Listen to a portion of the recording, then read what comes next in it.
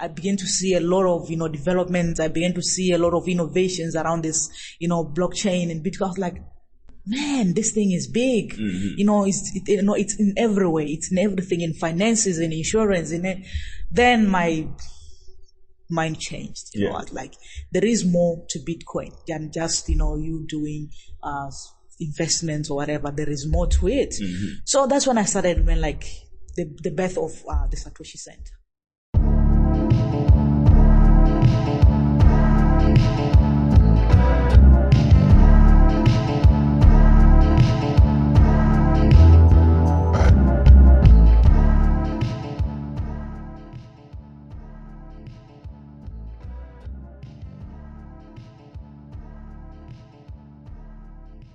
My name is Alakanani Itireleng. I'm from Botswana. I live in Gaborone. I was born in Francistown. There's some kilometers away from Gaborone. I'm mostly known for Bitcoin. Okay. On Twitter, what is your Twitter username again? It's Bitcoin Lady. Bitcoin Lady. Yeah, I know that one. Yeah, so Bitcoin Lady. Why Bitcoin of all things? Dude, for me, it gave me like a platform to be able to share a piece of me with the world. It also gave me a platform to be able to, empower other people. Like today, I believe I'm empowering a lot of people in my country or even in Africa. So to me, I chose the Bitcoin because of that. I came across Bitcoin under certain circumstances, but, it did really change the way I view the world, the way I do things. Yeah. Bitcoin changed me. Yeah. When was that and what exactly happened? I came across Bitcoin first, I think the first few weeks in 2012, beginning of the year 2012. My son had been so sick for a long time. Like he was born sick with a heart condition called cardiomyopathy, which is it was called obstructive cardiomyopathy, something like that. Obstructive hypertrophic cardiomyopathy. Yeah. So he had like some blockage in the valves and stuff in the heart. So his heart was affected and his lungs was also affected. So he was born in 2007. So for all these years, we've been struggling. I used to come to Sunning here, for hospitals and stuff. So then, I was looking for ways in which I can make extra bucks so that I can be able to, maybe take him to India or somewhere where he can have his heart and lung transplant. Yes. So that's when I came across Bitcoin. So in 2012, I was like, this thing, I think it was around $200 or so. I forgot how much it was. So there was this online article where you can work and make money online. So I'll say, okay, let me do this. So this thing is good. If I can work for one, then I can go to raise this amount. If I can keep on working, I can eventually be able to, raise money now for my son. Yeah. But then I was working as a teacher. Teaching profession doesn't give you a lot of money. So there'll be, the loans and the banks and stuff. So I wasn't earning a lot of money. So I was excited. So I started working online. So I made some few money and then I never got paid. Okay. Yeah, they never paid me that. I forgot the site. I'll research and then I'll let you know what that's called. I never got paid. So, and unfortunately also I lost my son it was in April. On April 12th, 2012, I lost my son. Sorry. But he left me with a gift of Bitcoin. The knowledge of Bitcoin. Yeah. So when I lost my son, I said, okay, there's no need for me to go back online, because at the end of the day, I wasn't an online person. I was a religious education teacher. Yes. So, and, so but somehow online? No. I was teaching literally in a school. So the online thing I went to it because I was looking for ways of extra money. Yes. So, and then I let go of the whole online thing. But somehow, there was this thing at the back of my mind, this Bitcoin thing. I need to read a little bit more of what it is and how I can, maybe help other people and stuff, because it was all about, finding Bitcoin to help my son. Why not find Bitcoins to help other people? So then 2013, I started my meetups. I think I first called my first 10 friends and were like, come guys, I'm going to teach you about something that will, empower people and stuff. I do not have much knowledge, like I have now, but I tried. So my meetup started there and then we grew. Okay. Yeah. So how did the knowledge of Bitcoin directly now change your life from that moment, whether you bought your first Bitcoin Or how did your online adventure went through?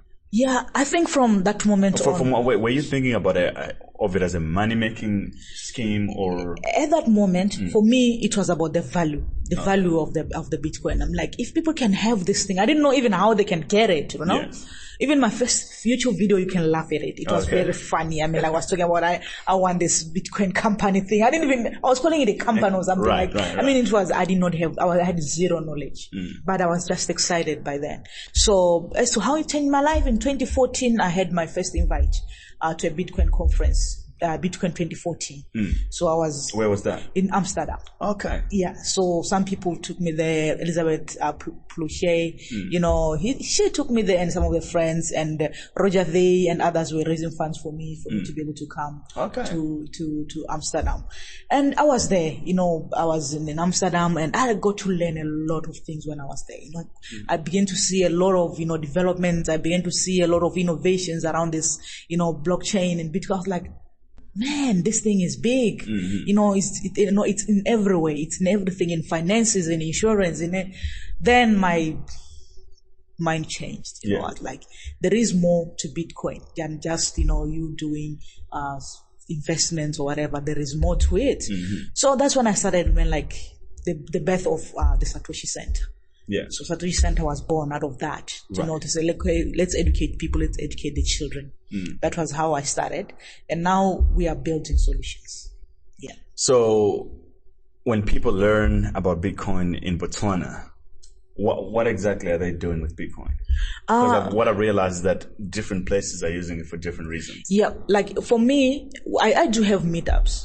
The meetups are focusing mostly on building stuff. Okay. By my meetups. Yeah. Then there is another group. I'm not the only person doing Bitcoin in Botswana. So there are others who are doing Bitcoin, like BitClubbers, Big Club. That is a whole different game. There's a whole different game. Yeah. But they are there. Okay. I cannot deny them. They are there.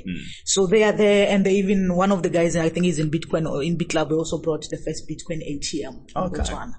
So they are there. There's us, then there's them. So they are the investment part of stuff and all of that. And then we are the innovators. Yeah. So there are people there. So people in Botswana, they use it for investment. And also there are places where you can actually use Bitcoin, like Dr. Arisa. At Dr. Arisa's AO clinic, you can pay in Bitcoin. Okay. When you are sick and you only have Bitcoins, you can go there. And the nice part of Dr. Arisa's clinic is that it's open 24/7. That is fantastic. I didn't know that the Botswana is that developed. We're getting there, brother. Right. That's fantastic. So, in terms of you're known for Bitcoin. What does the government of Botswana think about it? And actually, what is the regulation? Do you have exchanges there? How do you? Man, I think the government is still they're watching. Oh, okay. I think maybe they're at the watching stage to see what will happen. Yes. I don't even know. I can't even say what they are saying. But what I know is we cannot ignore development. Yes. No matter how quiet you can be, there will come a time when you'll need to talk. You need to talk about protecting the people. You need to talk about, also protecting the innovators and not, stopping them from developing. Yeah. They have to come up with something. Like already we have built our own platform, our agriculture platform, which, we believe in 6 months it will be going global. We have built a farmers management system, tracing and tracking of animals. Yes. And we have got a token that is already in existence. So right now we are just pushing it into exchanges, so that it can, farmers can be able to have that and exchange that for whatever that they want to do in their farm. So we have already built that. So we have got innovation that is already there in existence. Yes. Soon it will be, making waves. They cannot ignore that. So they have to find ways in which, they can protect and also let the innovators innovate. Because when you keep quiet, people will start doing stuff that are crazy. Yes. Yeah. So it's important, to protect even the innovators from themselves.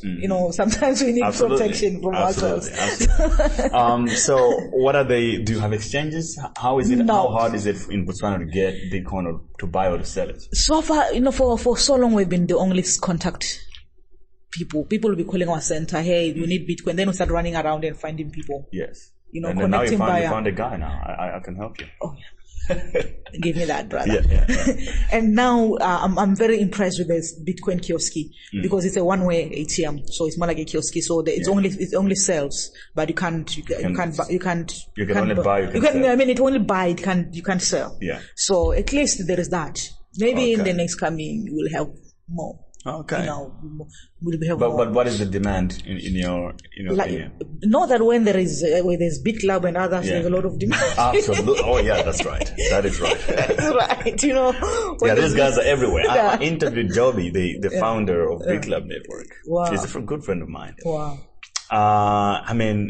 These guys they're doing incredible work, and I think here in Africa people have just lost what the actual thing is. They're selling it as something different on top of it. I think that's out of control now that even the creators themselves, they can't solve it anymore. No, they can't, because now it's more like a quick rich get scheme. It's a scam, right? Yeah, now it's more like that instead of, I think maybe initially it was about education and also, having a lot of, people adopting. It was about adoption of the cryptocurrency. Yes. And it was about the mining itself. It was about mining itself, giving people an opportunity to have a feel of it. Yeah, maybe in the future, BitClub will have to strategize, come up with a new strategy altogether. Exactly. Yeah. Because otherwise it's so confusing.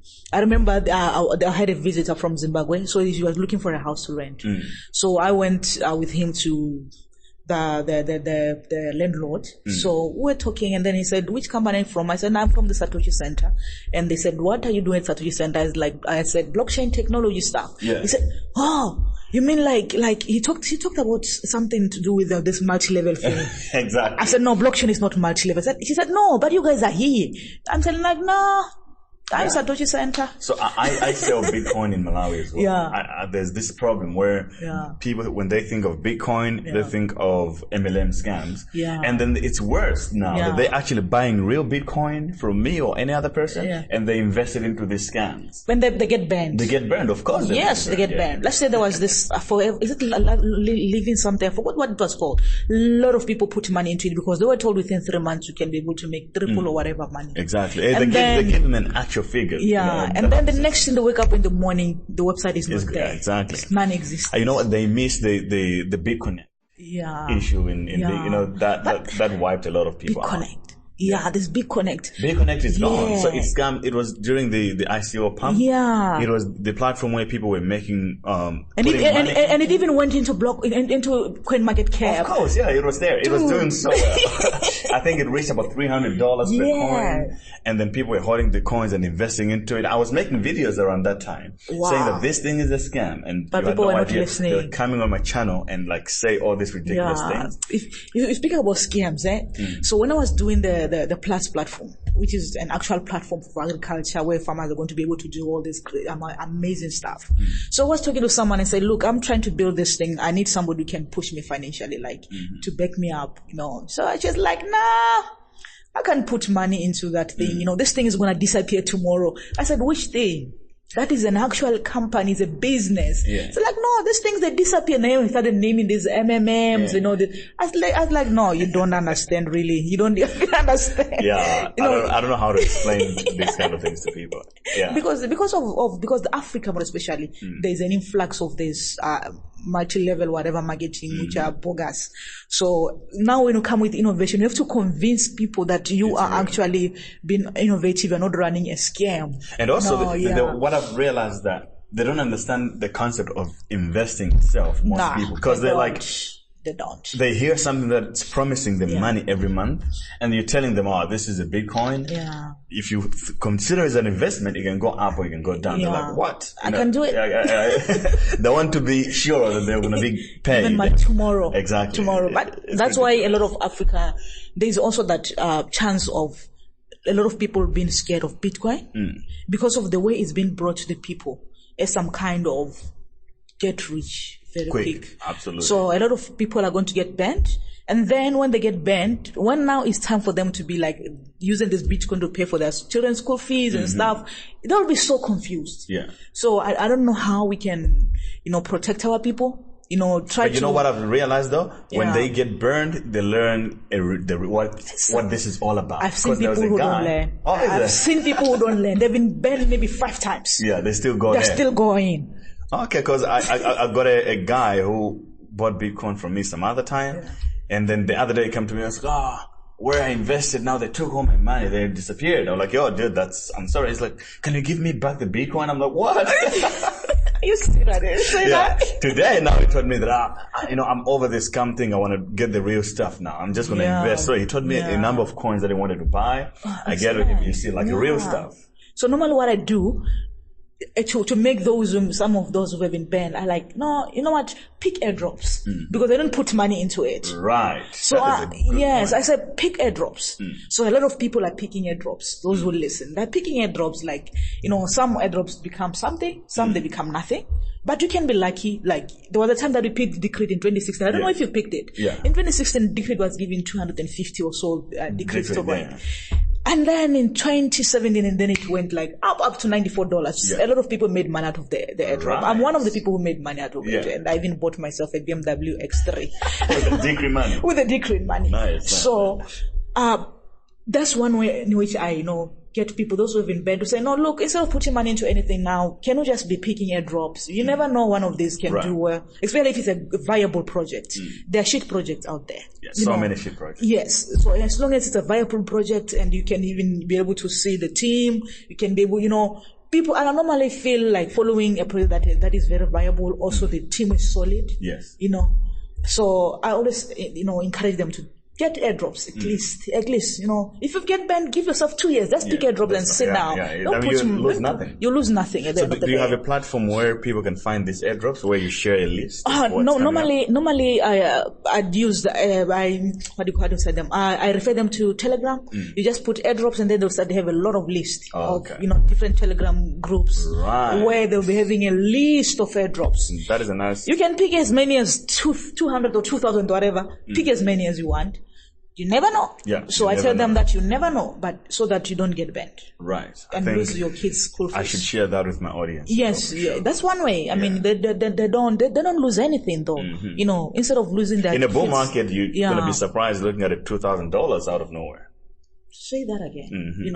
Good project. I mean, as long as it's a good project, but you never know which one is a good project nowadays, because everybody is coming up with things because I think you can still know, if you really pay enough attention. Yeah. But for those that don't have the time to learn to these things, it's just about following the right people. On social media, or listening to podcasts or whatever. Then at least you get a feel of what's going on. Yeah. So thank you so much for. You're most welcome. I mean, how do you pronounce your name? Alakanani. Alakanani. Oh, okay, not Alakanani. Because I was putting E at the end. No, it's an I. Yeah. Okay. Yep. Nice. You guys have complicated names with triple E in one name. Itireleng. Exactly. The L and the R, the R and the L next to each other makes it complicated for me. Yeah. Itireleng. Yeah. But you said it right. Okay. Itireleng. Itireleng. Look at me now. You're tongue twisting my tongue. Cool. Thanks for the podcast. I appreciate it, man. Awesome. I appreciate it. All right. Hello once again, and that was the end of our conversation. And just before you go, just want to communicate a few things with you quickly. If you have enjoyed any of the podcasts or this specific podcast episode, I would appreciate it if you share it with your friends and family through your social media, Twitter, Facebook, etc., as well as write me a 5-star review on iTunes or Apple Podcast app. That would be fantastic. It helps me flourish and sustain this podcast as well. We also on other platforms like SoundCloud, Stitcher Radio, and all other major podcast platforms. So whichever way you're listening to it, I would appreciate it if you leave me a review. You can also subscribe to the Grey Podcast through my website, greyjabesi.com, greyjabesi.com. There you also find some of the blogs that I'm writing sometimes, and you get notified as soon as the new episode has been published. Until next time, enjoy and be productive. Thank you.